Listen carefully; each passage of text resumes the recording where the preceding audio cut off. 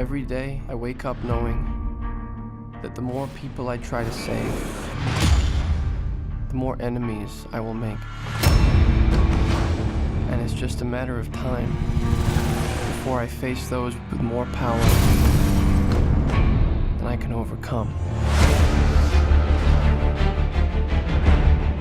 I'm so sorry, I'm late. I had a traffic thing.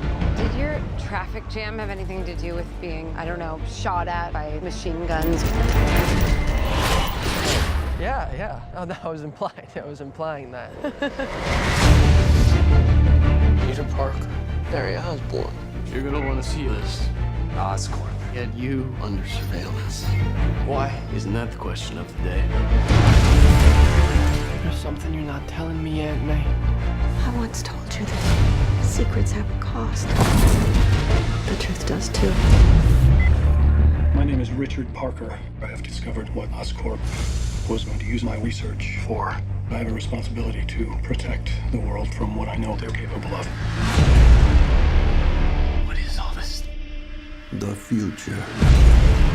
We literally can change the world. What about Peter? Not everyone has a happy ending.